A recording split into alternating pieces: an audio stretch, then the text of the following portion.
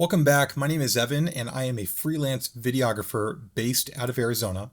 This video is all about the Deity PR2. In a previous video, I went over the PR2's menu system and what's included in the box and the use cases that I plan on using these units on, which is corporate style interviews and a little bit of documentary styled work. Now, disclaimer, I purchased all 4 of the Deity PR2s on pre-order through a seller at full price, right? So there are no biases or influences that came from outside companies here. This is my genuine review of the product and usage of the product as I see it. Today's setup is pretty straightforward. I'm using a 2-camera setup with Blackmagic 6K Pros. One camera, I have a shotgun microphone just so that I can show you the room tone and what it sounds like without the boom or the lavalier.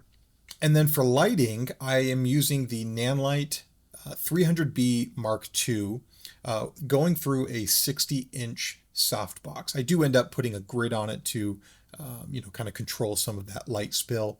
But that's what I've got going on for the key light. And then I do have a rim light, hair light going on.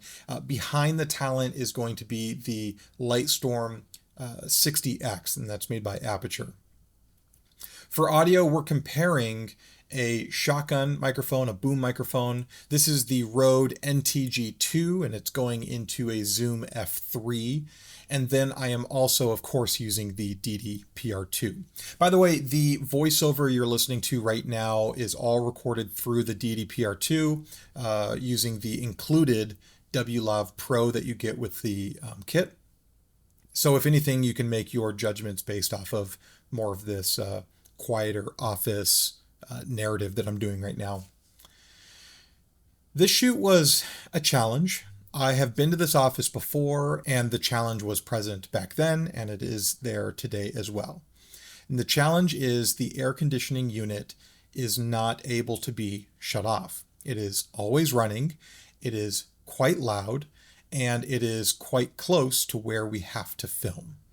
And so that's the challenge that I'm faced with, and we just have to work with what we've got. I am not typically a fix-it in post kind of guy.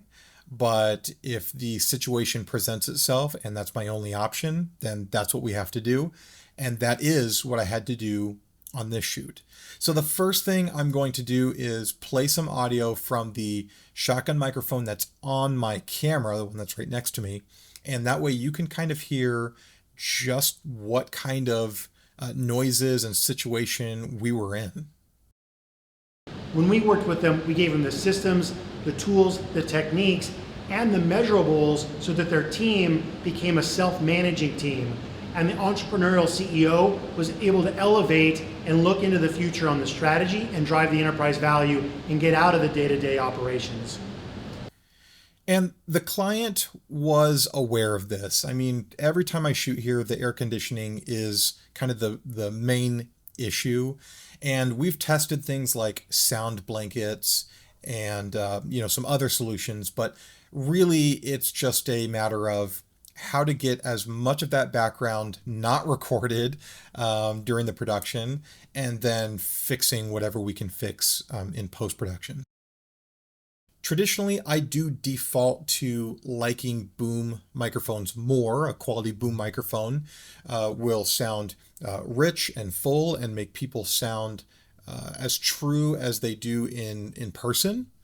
However, with the right lavalier microphone, you can get similar results. And I've heard a lot of great things about things, microphones like the Senken Cost 11D, that's a lavalier, that's like $300 or $400. And I have used those on a few shoots, but I've never really A/B tested those, with other microphones I've owned. So I've always used some inexpensive lavaliers because to me, they're a backup, right? And so when the Deity PR2s showed up to my doorstep and I unboxed them and I saw that they included lavaliers, I thought that they were just going to be inexpensive, basic lavaliers like what I'm used to. As it turns out through testing, they sound really, really good. And there's some other industry folks that have used this lavalier microphone and compared it to something like the Sanken Cost 11D or some Countryman, I think the B3 or the B6. And they just sound, the one that's included here, sounds really, really comparable. And with a little bit of EQ, you almost can't even tell the difference between the microphones going back and forth. So that was very promising, and it made me pretty happy to attempt to use these lavaliers with the PR2 on this shoot.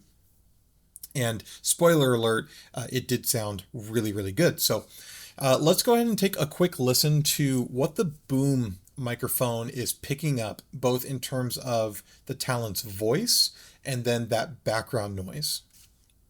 When we worked with them, we gave them the systems, the tools, the techniques, and the measurables so that their team became a self-managing team. As you can hear, it does an okay job rejecting some of that background noise, but it's still very prominent. So now let's take a listen to the Deity PR2 and the included W.Lav Pro. When we worked with them, we gave them the systems, the tools, the techniques, and the measurables so that their team became a self-managing team.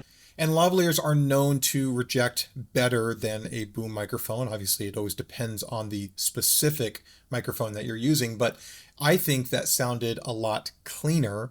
And so what I did was, after the shoot, I brought both of those audio files into DaVinci Resolve, and I'm just going to use the built-in plugin called Voice Isolation. Now, voice isolation, you can set it from 0%, meaning it's doing nothing, to 100, and it's trying its darndest to separate the voice and the background.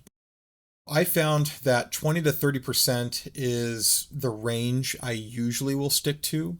Because this background noise was so noisy, I ended up going with 40%, and I think it sounded pretty good. So let's go ahead and take a listen again to the shotgun microphone before and after.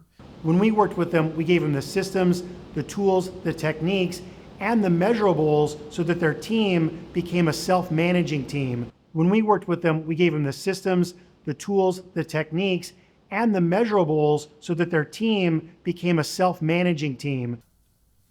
And now let's listen to the Deity PR2 with the W.Lav Pro before and after.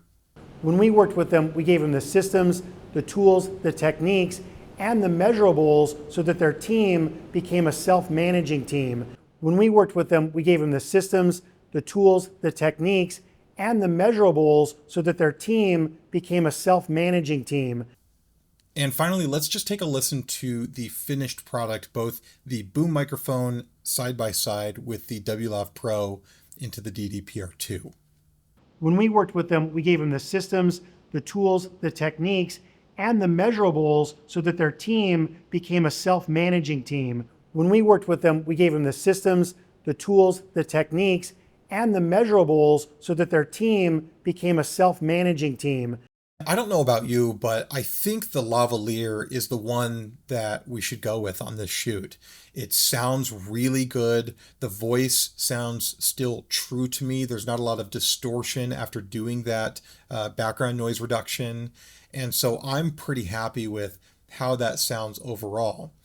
Even though I do prefer the boom in most scenarios, quiet environments, studio environments, it is excellent.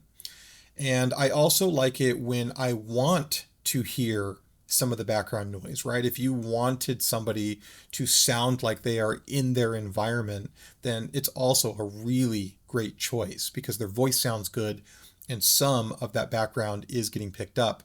But if you really want to just isolate somebody's voice, then going with something like a lavalier is, I think, the better route. And then, of course, feeding into the PR2 has its own benefits. The reason why I picked up the PR2 is because it had all of the features that I truly felt that I needed on my productions. It is very small. It is very lightweight.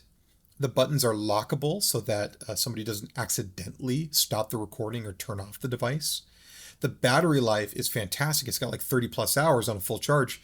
And the batteries are AA. So I like to use rechargeable batteries over, the throwaway alkaline or lithium batteries. But on a shoot where maybe I have forgotten to recharge my rechargeable batteries, I could go to any gas station, any grocery store, and pick up fresh AA batteries.